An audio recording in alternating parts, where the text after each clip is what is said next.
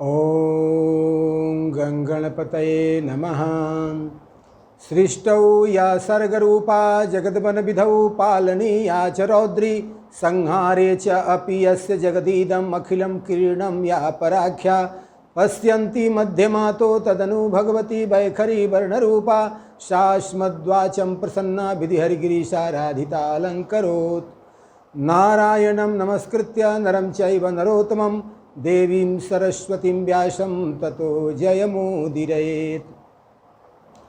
आद्य शक्ति भगवती पराम्बिका जगदम्बिका चैत्र नवरात्र के आज हम लोग स्कंद माता के रूप में, भगवती के पंचम दिवस के रूप में, भगवती के स्कंद माता के रूप में आज इनकी पूजा कर रहे हैं। माता भगवती जो है वह भक्तों के मन को अपने अभिष्ट कार्य की सिद्धि के लिए प्रयुक्त करती है और मन में पूर्णतः एकाग्रचित हो करके साधना के गहराई में प्रवेश कर जाता है। और भगवती अपने भक्तों का रक्षा करने के लिए, अपने भक्तों को वरदान देने के लिए पूर्णतः उद्यत हो जाती है और सब विघ्नों से दूर करने के लिए, सभी शत्रुओं से दूर करने के लिए और सुख परमानंद की प्राप्ति कराने के लिए उद्यत दिखती है भगवती स्कंद माता। तो ऐसी स्कंद माता के चरणों में अपने आप को समर्पित करते हुए श्रीमद् देवी भागवत के पंचम दिवस आज पाँचवें दिन कथा के रूप में भगवती के कथा में प्रवेश करते हैं। कल हम लोग भगवती के ऐं ह्रीं क्लीं इन तीन मूल मंत्रों के, मूल बीज मंत्रों के जो फलाफल है, उसका जो रहस्य है, उसकी कथा का श्रवण किया था, उसके महत्व को समझा था। भगवती आद्य शक्ति जगदम्बा के यह जो माया महामाया है, इन्हीं के माया से सारा संसार, चाहे वह पृथ्वी लोक हो, देवलोक हो, स्वर्गलोक हो या वैकुंठ लोक हो, सब जगह आद्य शक्ति भगवती महामाया का जो प्रभाव है सब जगह सर्वत्र दिखाई पड़ता है। भगवती का ही प्रभाव है कि मनुष्य रूप में भगवान भी जब अवतार लेते हैं तो वे माया के क्षेत्र के अंतर्गत आते हैं और वो भी भगवती का आश्रय लेते हैं, भगवती का सहारा लेते हैं और तब जा कर के वे अपने कार्य में आप्त काम हो पाते हैं। तो भगवान का जो पृथ्वी पर अवतरण हुआ उसमें त्रेता युग में भगवान राम का जो अवतरण हुआ उसमें भगवान राम का अवतरण होने के बाद उनकी पत्नी का अपहरण होता है और रावण उनको लेकर के चला जाता है। उस समय राम जी बहुत दुखी हो जाते हैं और सुग्रीव के यहाँ उसके आश्रम पर जब यह बड़े दुखी होकर के मन में विचार करने लगते हैं कि यह किस कर्म के कारण क्यों इस प्रकार का दुख को प्राप्त हुआ और कैसे अब मैं अपनी अर्धांगिनी सीता जी को प्राप्त करूँगा, इस तरह के जब बहुत मन में उनको ऐसा भाव आ रहा था, प्रश्न चिन्ह उठ रहे थे, तो नारद जी वहाँ आते हैं और कहते हैं कि आप सीता माता के प्रति चिंता न करें क्योंकि इंद्र ने उन्हें कामधेनु का दूध प्रदान कर दिया है, वे आप्त काम होकर के अशोक वाटिका के नीचे निवास कर रही हैं। आप जो है आद्य शक्ति भगवती जगदम्बा की आराधना करिए और उन्हीं की आराधना से यह जो रावण रूपी शत्रु है उसका वध हो सकता है और आपके सारा काम बन सकता है। क्योंकि जब तक आद्य शक्ति पराम्बिका जगदम्बिका भवानी अनुकूल नहीं होती तब तक कोई कार्य सिद्ध नहीं होता। तो भगवान ने उसी पर्वत पर जहाँ पर सुग्रीव का वास था वहाँ पर नवरात्र विधान से शारदीय नवरात्र का पूजन किया, भगवती का आराधना किया, तब भगवती ने उन्हें आशीर्वाद दिया, तब जा कर के उनको विजयश्री प्राप्त हुआ था। तो जितने भी देवता लोग थे वे सभी रामावतार में बानर के रूप में अवतार लिए और कृष्णा अवतार में सारे जो देवता हैं वह जादव के रूप में अवतार लिए। तो यह जो भगवती की प्रेरणा है कि सब युगों में अलग अलग पृथ्वी पर भार हल्का करने के लिए, पृथ्वी पर धर्म की स्थापना करने के लिए भगवान विष्णु का अवतार होता है, सारे देवताओं का अवतार होता है। यही भगवती जो है ब्रह्मा विष्णु महेश को अपनी शक्ति महाकाली महालक्ष्मी महासरस्वती के रूप में समर्पित की थी ताकि जब ज़रूरत पड़े तो उन्हीं के शक्ति से शक्तिमान होकर के जगत का सृष्टि पालन और संहार का कार्य कर सके। इसलिए ब्रह्मा जी को महासरस्वती को सौंपा था, विष्णु भगवान को महालक्ष्मी मिली थी और शंकर जी को महाकाली पार्वती के रूप में उनको प्राप्त हुई थी।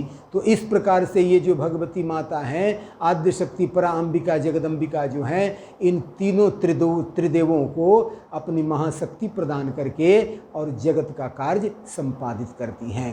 तो देवता के रूप में देवता जो हैं वह कभी बानर के रूप में, कभी जादव के रूप में भगवान का सहायक सिद्ध होते हैं और उसमें कई प्रकार के कई लोगों का श्राप निहित होता है, कई कर्मों का रहस्य होता है, क्योंकि मनुष्य के कई तरह के कर्म होते हैं। वह प्रत्येक युग धर्म होते हैं, युग कर्म होते हैं और प्रत्येक मनुष्य का कर्म का फल कब मिलेगा इसका कोई निश्चित नहीं होता है। जैसे अर्जुन ने बहुत तपस्या की, उसके बाद भी उसे बड़े कर्म कष्ट भोगने पड़े, वनवास का दुख भोगना पड़ा, बहुत विषम परिस्थिति का युद्ध झेलना पड़ा, उनकी जो पत्नी द्रौपदी थी उसे बहुत कष्ट झेलना पड़ा।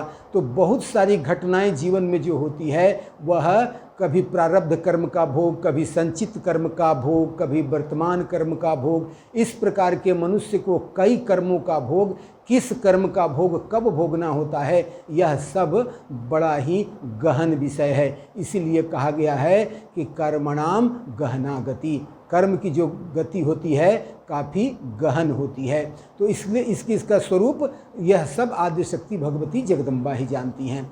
जन्मेजय पूछते हैं कि जब कृष्ण अवतार हुआ था तो उसमें जो अदिति थी उनको बड़ा कष्ट उठाना पड़ा था और वो कारागार में जब वह वसुदेव जी की पत्नी के रूप में उन्होंने अवतार ग्रहण किया था तो उनको बड़ा कष्ट हुआ था। उनके पुत्रों को कंस मार डालता था और 7 पुत्रों का उनका वध हो गया था। तो इस प्रकार से जो यह कष्ट उनको मिला था, तो यह कौन से वसुदेव देवकी को कौन सा पाप था वसुदेव देवकी का कि इस तरह से कष्ट भी झेलना पड़ा। तो उसके जवाब में व्यास जी कहते हैं कि देखो, बहुत सारे कर्म कई जन्मों के होते हैं और किस जन्म का फल किस जन्म में मिलता है यह तो दैव ही जानता है। कर्म यह काल चक्र आद्य शक्ति भगवती जगदम्बा जो द्वारा जो स्थापित किया गया है उसके अनुसार फल मिलता है। फिर भी मैं यह बात तुम्हें बताता हूँ कि क्या कारण है कि देवकी और वासुदेव को कष्ट झेलना पड़ा। ये जो वसुदेव हैं ये पूर्व जन्म में जो थे वे कश्यप मुनि थे और यह जो देवकी है पूर्व जन्म में उनकी पत्नी अदिति थी। एक बार कश्यप मुनि यज्ञ करने के लिए वरुण देवता का गाय मांग करके ले आए और यज्ञ करने लगे। यज्ञ जब समाप्त हो गया तब भी अब उस गाय को देने का इनको मन नहीं करता था, क्योंकि गाय का जो दूध था वो अद्भुत था। वह जो चाहते थे उस गाय से प्राप्त कर लेते थे और वरुण जी बार बार उनको कहते थे मेरी गाय लौटा दो। कहते थे देखो मेरी गाय का बहुत सारे बछड़े मेरे यहाँ रहते हैं और रोज़ अपनी माता का रास्ता देखते हुए बड़े ज़ोर ज़ोर से रंभाते हैं, इसलिए आप मेरी गाय दे दो। कितना भी आग्रह करने के बाद भी वरुण देवता ने कई बार कश्यप जी से आग्रह किया कि आप मेरी गाय लौटा दो, लेकिन लोभ ऐसा चीज़ है कि वह मुनियों को भी नहीं छोड़ता। तो इस प्रकार से ऐसा लोभाविष्ट होने के कारण कश्यप जी ने नहीं लौटाया। तब जाकर के बहुत गुस्सा होकर के, क्रोधित होकर के वरुण देवता ने श्राप दे दिया था कि जाओ तुम्हारा मृत लोक में जन्म लेना पड़ेगा और वहाँ जाकर के तुमको गाय से ज़्यादा प्रेम है इसलिए तुझे गोपालक बनना पड़ेगा, गाय का ही सेवा करना पड़ेगा। इस प्रकार उनको श्राप दे दिया और कहा कि जिस प्रकार से तुमने हमारी गाय को अपने बछड़ों से मिलने के लिए कल पाया है उसी प्रकार तुम्हारी पत्नी भी अपने बच्चों से मिलने के लिए बहुत तड़पेगी और वह जेल में उसको कारागार में रहना पड़ेगा और बड़ा कष्ट भोगना पड़ेगा। इस प्रकार का श्राप दे दिया। कहा एक और श्राप मिला अदिति को, उसकी जो सौत थी दीति उसने भी श्राप दे दिया।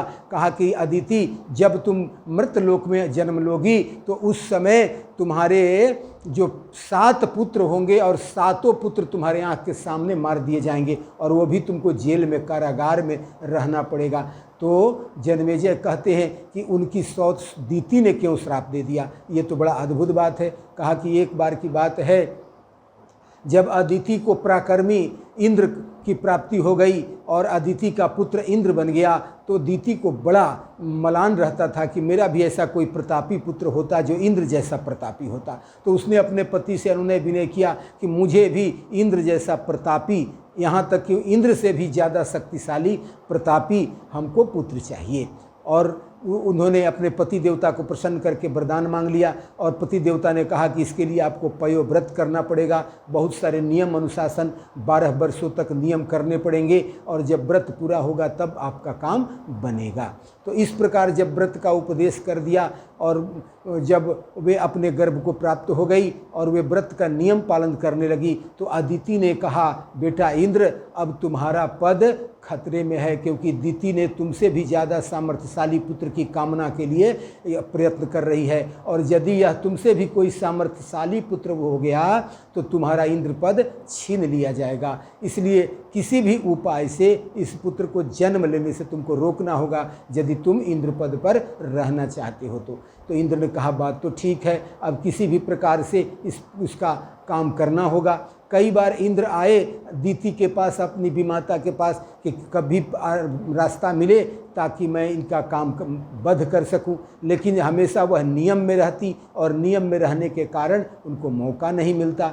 इंद्र ने एक बार क्या किया कि दिन में वह थोड़ा सा विश्राम कर रही थी, तो वह पैर दबाने लगे, और पैर दबाते दबाते अपनी विमाता का, दीति का पैर दबाते दबाते वो उनको नींद आ गया दीति को, और उसी समय उनको अवसर मिल गया और इंद्र जो है गर्भ में ही प्रवेश कर गए, और प्रवेश करके अपना वज्र ले करके उनके गर्भस्थ शिशु को 7 भागों में काट दिया।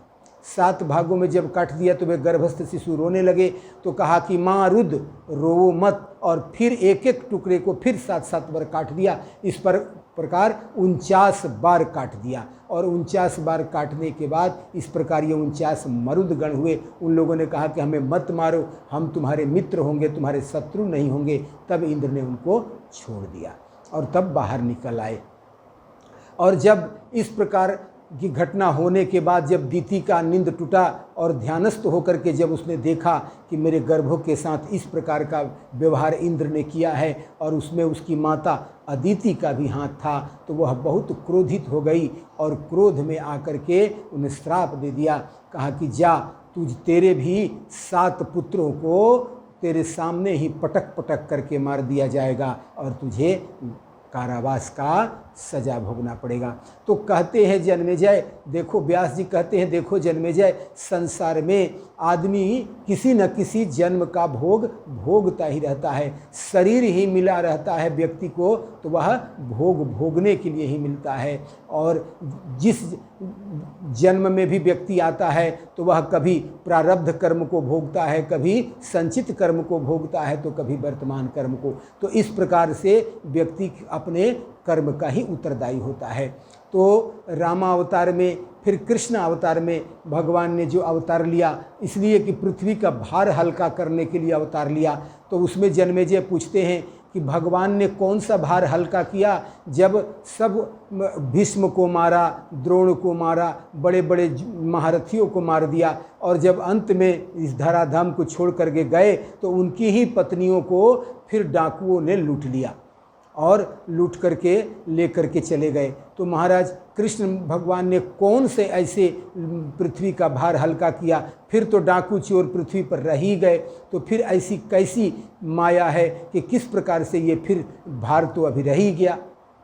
व्यास जी कहते हैं कि देखिए ऐसा है कि युग धर्म होता है, प्रत्येक युग का अपना अपना धर्म होता है। जैसे सत्ययुग होता है तो सत्ययुग में धर्म प्रधान होता है, उसमें सब लोग जो है धर्म को मानने वाले होते हैं, और जब उसके बाद त्रेता युग आता है तो उसमें अर्थ और धर्म दोनों प्रधान हो जाता है, और जब द्वापर आता है तो उस समय अर्थ, धर्म और काम तीनों प्रभावी हो जाता है, और जब कलयुग आता है तो उसमें से धर्म हट जाता है, केवल अर्थ और काम ही रह जाता है। यह कलयुग के धर्म का है। इसलिए युग सापेक्ष है, हर एक युग का अलग अलग युग का प्रभाव है। सतयुग में जन्म लेने वाला व्यक्ति स्वतः धार्मिक होता है और जो व्यक्ति त्रेता में जन्म लेता है उसके अंतर्गत अर्थ के प्रति रुचि और धर्म के प्रति भी रुचि रहती है। और जब वही व्यक्ति जब द्वापर में जन्म लेता है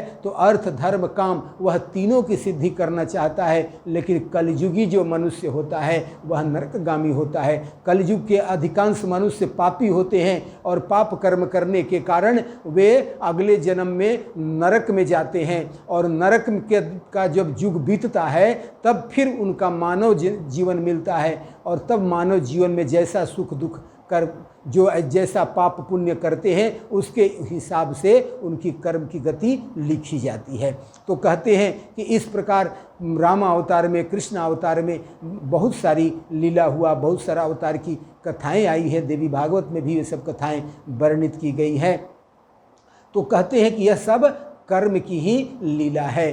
फिर कहते हैं कि देखो मोह बड़ा जटिल चीज़ है। मोह की जो आसक्ति होती है, मोह के कारण जीव जो है बड़ा कष्ट भोगता है। कहते हैं कि सूरथ नाम के एक बड़ा प्रतापी राजा हुए थे और उनकी बहुत बड़ा साम्राज्य था, संपूर्ण पृथ्वी पर उनका राज्य था। और लेकिन जब समय विपरीत हुआ तो ऐसा हुआ कि कोला विध्वंसी कुछ उनके शत्रुओं ने ऐसा षड्यंत्र रचा कि उनके पूरे राज्य पर लगभग उनको घर में ही बंदी बना लिया और एक दिन वे शत्रुओं से भयभीत होकर के अपना राज्य त्याग करके जंगल में चले गए और सुमेधा ऋषि के आश्रम में पहुंच गए।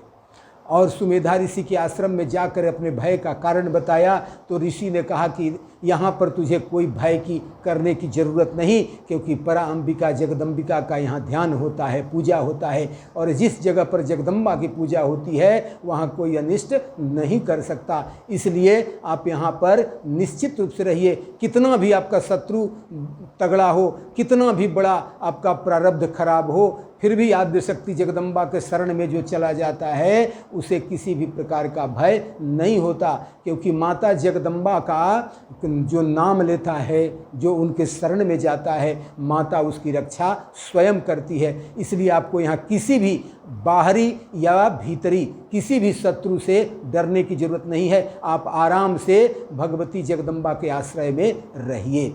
यहाँ न कोई आपकी महामारी काम बिगाड़ेगी और न यहाँ कोई आपका कोई शत्रु ही आएगा। इसलिए आप निश्चिंत होकर के यहाँ पर रहिए। और ऐसा आश्वासन मिलने के बाद आद्यशक्ति जगदम्बा के आश्रय में वे सूरथ राजा रहने लगे। और वहीं पर एक दिन एक समाधि नाम का वैश्य भी आया और वह भी बड़ा दुखी होकर के जंगल में बैठ कर के रो रहा था। राजा ने पूछा, हे भद्र मनुष्य, तुम क्यों रो रहे हो, तुम्हारा क्या दुख है? उसने कहा, महाराज मैं क्या बताऊं, मैं बड़ा धनी वैश्य था और बहुत पैसा कमाया, बहुत धन कमाया, और जब धन बहुत कमा लिया तो अंत में अब कुछ सत्कर्म में मैं पैसा खर्च कर रहा था तो मेरे पुत्रों ने, मेरे पत्नी ने मुझे रोक दिया और मुझे वहाँ से मार पीट करके मुझे बाहर निकाल दिया। और मैं जानता हूँ कि वे मूर्ख हैं, धन का सदुपयोग करना नहीं जानते, यद्यपि कि उन लोगों ने मुझे बेइज्जत करके घर से निकाल दिया है, तिरस्कृत करके, अपमानित करके, मार पीट के निकाला है, फिर भी उनके प्रति मेरा लोभ, मेरा मोह ख़त्म नहीं होता। मैं बार बार यही सोचता हूँ कि वे कैसे होंगे, कहीं वे दुखी तो नहीं होंगे, कहीं वे हमारे धन का दुरुपयोग तो नहीं कर रहे होंगे। इस तरह की बहुत सारे तरह की नाना प्रकार की चिंताएं जो है जंगल में मैं सोच रहा था कि मैं जब वन में आ जाऊंगा तो बड़ा सुखी हो जाऊंगा, लेकिन वन में आकर के भी मोहग्रस्त होने के कारण मैं बड़ा दुखी हूँ। और यद्यपि कि मैं समझ रहा हूँ कि ये सब मुझे नहीं करना चाहिए, फिर भी हो रहा है। मोह मुझे छोड़ नहीं रहा है, आसक्ति का बंधन टूट नहीं रहा, इसीलिए मैं रो रहा हूँ।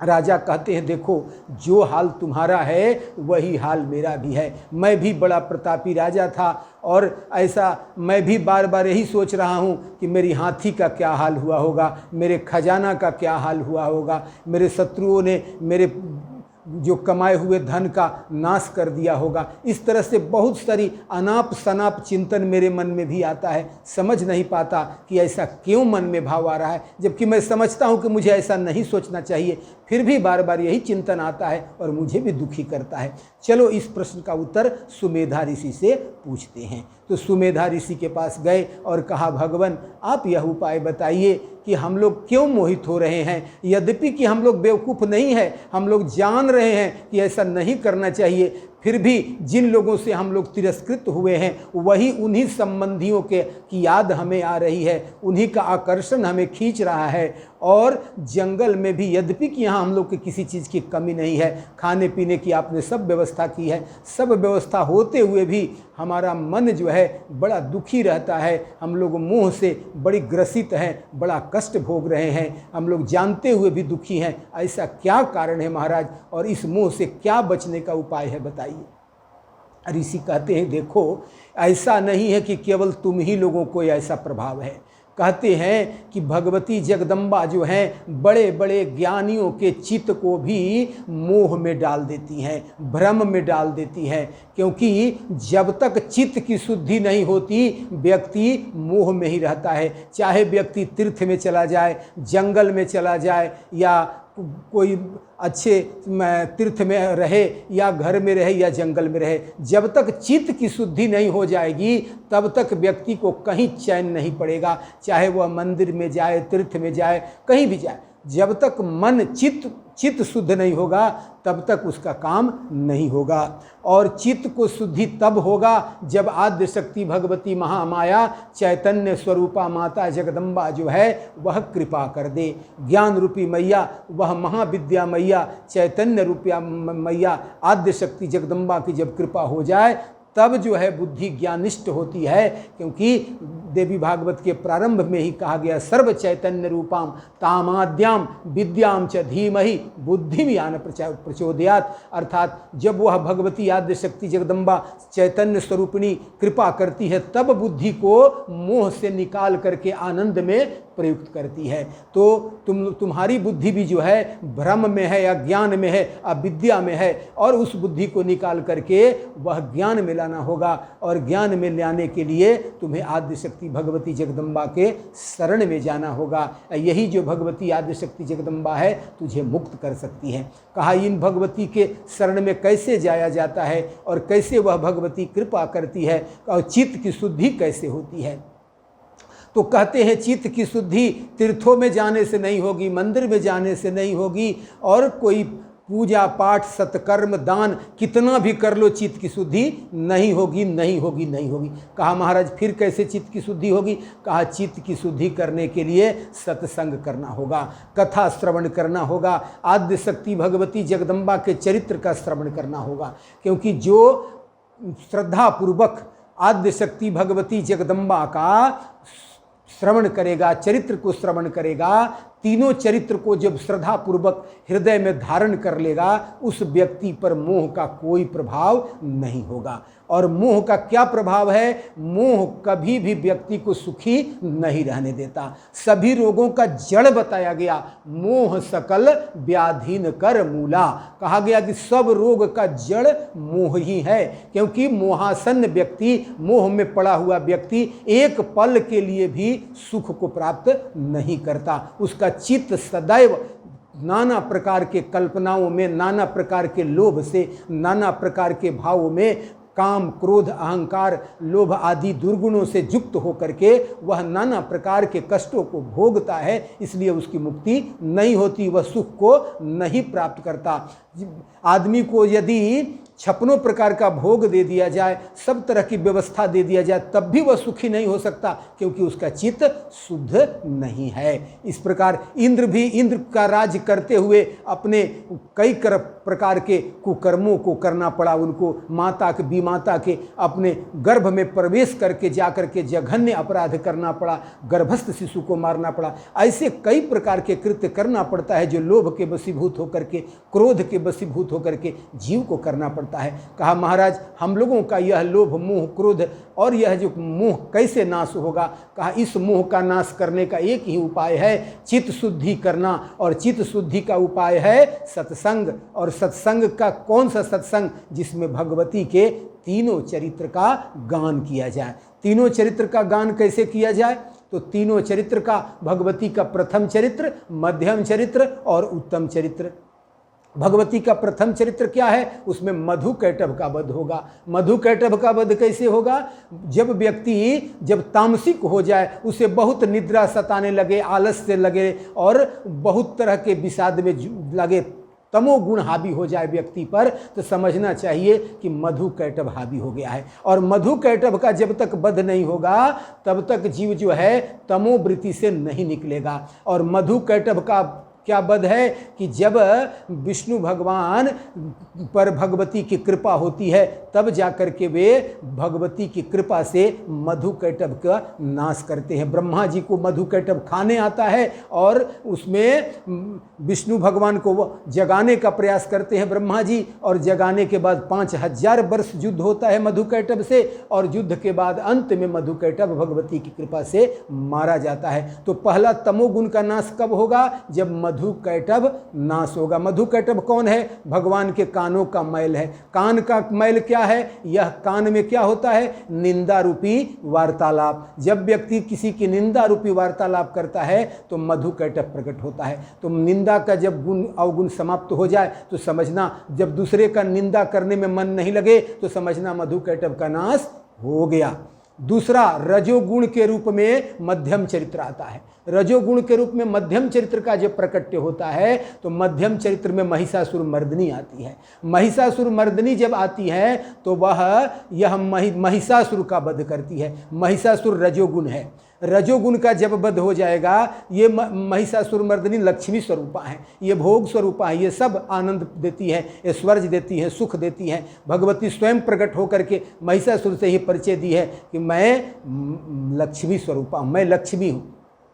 तो ये 18 भुजा वाली भगवती जो प्रकट हुई थी, महिषासुर जब प्रकट हुआ तो सारा संसार में कुछ भी नहीं था। क्या था? अब दरिद्रता का वास होने वाला था। देवता भयभीत हो गए क्योंकि अब महिषासुर राज्य पर को छीनने वाला था और छीन ही लिया था। सारे देवता लोग दरिद्रता को प्राप्त होकर के जंगल जंगल भटक रहे थे और ये जो महिषासुर था साम्राज्य अपना स्थापित कर लिया था। और वह जब महिषासुर साम्राज्य स्थापित कर लिया था तो देवता लोग अब त्राहि त्राहि करने लगे और भगवती की आराधना किए। भगवती जहाँ जिस रूप में प्रकट होती है ना, वही स्वरूप को प्राप्त करती है। जब जल में प्रकट हुई तो तमोगुणी शक्ति का नाश की मधु कैटभ का, और अब यहाँ पर बैकुंठ में प्रकट होने वाली है। बैकुंठ में कहाँ कौन प्रकट होंगी? लक्ष्मी प्रकट होंगी। वहाँ पर सारे देवता पहुँचते हैं और कहते हैं भगवान उपाय बताइए। कहा अपनी अपनी शक्ति को, जो तुम्हारे अंदर आद्य शक्ति निहित है, उन शक्ति को प्रकट करो, उन शक्ति का आवाहन करो, तब वह भगवती लक्ष्मी प्रकट होगी, तब जाकर के कल्याण होगा। और तब सब देवता अपनी अपनी शक्ति को प्रकट किए और सारे देवताओं के शक्ति से वह भगवती का जो प्राकट्य हुआ, भगवान शंकर के मुखमंडल से, विष्णु भगवान के भुजाओं से और इंद्र के कटी प्रदेश से, और सारे देवताओं के अलग अलग जो तेज निकले, इंद्र के, कुबेर के, वरुण के, संध्याओं के, जो जितने भी देवता है सभी का तेज पुंज निकल करके वह भगवती 18 भुजाओं वाली महिषासुर मर्दनी माता भगवती महालक्ष्मी का प्राकट्य हुआ था। ये जो भगवती महालक्ष्मी का प्राकट्य हुआ, ये रजोगुण देने वाली हैं, ये सभी सुखों को देने वाली है। सुख, समृद्धि, ऐश्वर्य। मध्यम चरित्र का पाठ किया जाता है।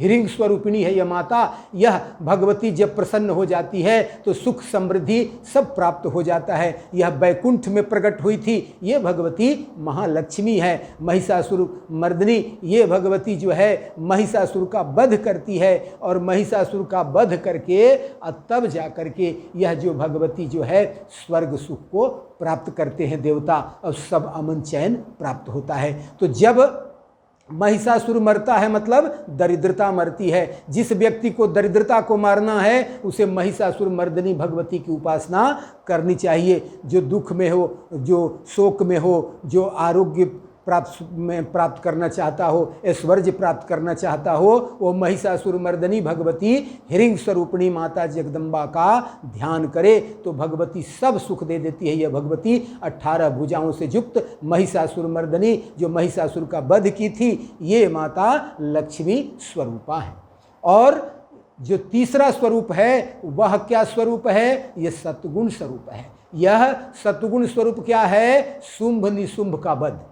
शुंभ निशुंभ क्या है? यह अहंकार है, मद है। अहंकार किस चीज का होता है? आसक्ति है, अहंकार है। यह आसक्ति अहंकार कहाँ का है? यह तपस्या का अहंकार है, यह सामर्थ्य का अहंकार है, पूजा पाठ का अहंकार है। जब व्यक्ति बहुत ज़्यादा यज्ञ पूजा पाठ सत्कर्म करने लगता है तो उसमें भी उसको आसक्ति हो जाती है और उन कर्मों में वह इस प्रकार लिप्त हो जाता है कि वह उन्हीं कर्मों से बंध जाता है, सतगुण से बंध जाता है, उसमें उसकी आसक्ति हो जाती है और उस आसक्ति से उसके अंदर क्रोध उत्पन्न हो जाता है। और इसीलिए बड़े बड़े तपस्वी जो है तप करते करते क्रोधी हो जाते हैं और क्रोध होने के कारण उनकी तपस्या क्षीण हो जाती है।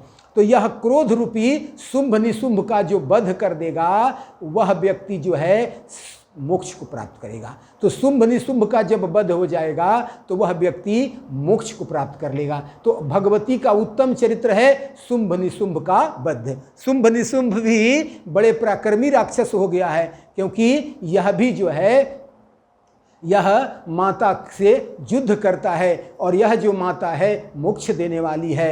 यह महासरस्वती का स्वरूप है, यह ऐंग स्वरूपी है, ऐंग रूप में रहती है। यह जो भगवती है जब ज्ञान दे देती है व्यक्ति को, परम ज्ञान हो जाता है, मोक्ष का ज्ञान हो जाता है, तब यह जो व्यक्ति है वह बंधन से छूट जाता है। ज्ञान भी दो प्रकार का ज्ञान बताया गया है। एक ज्ञान जो होता है वह शाब्दिक ज्ञान होता है और एक ज्ञान जो होता है वह अनुभव ज्ञान होता है। और यहाँ भी दो राक्षस है। कौन कौन है? एक शुंभ राक्षस है, निशुंभ राक्षस है। निशुंभ राक्षस जो मरता है यह शाब्दिक ज्ञान है और जब शुंभ राक्षस मरता है तब यह जाकर के अनुभव ज्ञान को प्राप्त कराता है। शुंभ जब मरेगा तब जाकर के अनुभव होगी।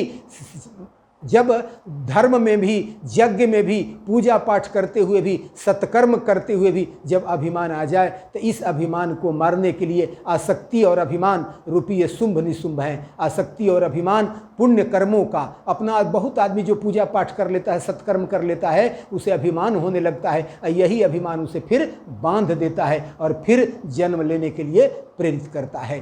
तो इन तीन चरित्रों को जो अच्छी तरह से समझ जाएगा, जो अपने जीवन में मधु कैटभ का नाश कर लेगा, उसके बाद शुंभ ये महिषासुर का वध कर देगा और अंत में शुंभ निशुंभ का वध कर देगा, तब उसे मोक्ष की प्राप्ति होगी। इन तीनों चरित्रों को धारण करके, याद करके, अपने मन में बैठा करके, इन्हीं तीनों चरित्रों का स्मरण करते हुए, कीर्तन करते हुए, भजन करते हुए और देवी के स्वरूप का चिंतन करते हुए इन लोगों ने जो तपस्या की सूरत समाधि ने, जिससे कि भगवती बहुत प्रसन्न हो गई और प्रसन्न होकर के उनको वरदान दिया और सूरत ने राज्य प्राप्त किया। इसको महिषासुर मर्दनी प्रसन्न हो गई तो उसको राज्य मिल गया। और समाधि से कौन प्रसन्न हो गई? भगवती महासरस्वती प्रसन्न हो गई। और भगवती महासरस्वती जब ऐंग स्वरूपा प्रसन्न हो गई तो शुंभ निशुंभ का वध कर दिया वैश्य ने और मोक्ष को प्राप्त कर लिया।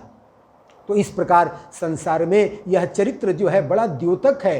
हम सब लोग पढ़ते हैं, हर एक साल हम लोग कथा में श्रवण करते हैं कि भाई मधु कैटभ के वध की कथा सुनने से लाभ होगा, महिषासुर के वध की कथा सुनने से लाभ होगा और शुंभ निशुंभ के वध की कथा से सुनने से लाभ होगा। तो यह प्रतीकात्मक कथा है और इस प्रतीकात्मक कथा को जो ज्ञान रूप से समझ जाता है, विवेक रूप से समझ जाता है, वही मोक्ष का अधिकारी होता है, वही माया पर विजय प्राप्त करता है और सब सुखों को प्राप्त करके अंत में आनंद की प्राप्ति करता है। तो ये भगवती महामाया आद्य शक्ति जगदम्बा का चरित्र है।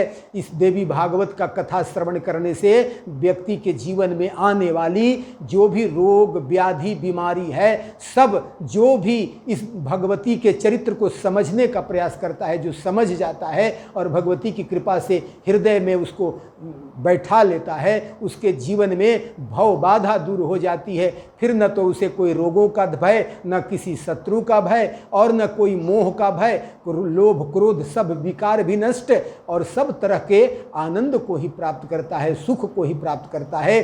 तो इसलिए कहते हैं कि यदि कोई व्यक्ति को वास्तविक सुख लेना है तो चित्त की शुद्धि करनी होगी और चित्त की शुद्धि सत्संग से होगा, कथा प्रवचन से होगा। इसलिए इस कथा प्रवचन को आप लोग इस चैत्र नवरात्र में श्रवण करते रहें। प्रत्येक दिन, आज 5वें दिन, आप लोगों को ये पंचम पुष्प के रूप में ये भगवती के सांकेतिक कथा का श्रवण कराया गया। इस कथा को आप लोग हृदय में धारण करें और भगवती के महिमा को अपने हृदय में बैठाएं, क्योंकि भगवती का नाम स्मरण करने मात्र से सब काम बन जाता है। भगवती के चरित्र का श्रवण करने से व्यक्ति निर्भीक हो जाता है, डर समाप्त हो जाता है और निर्भीक होकर के जीवन के परम आनंद को प्राप्त करता है। और आज के कथा को ये इसी कामना के साथ, इस आशीर्वाद के साथ कि जो भी इस कथा को श्रवण करे उसके जीवन में आने वाली आदि व्याधि रोग बीमारी सब नष्ट हो जाए और भगवती की कृपा प्राप्त हो करके वह परम आनंद को प्राप्त करे।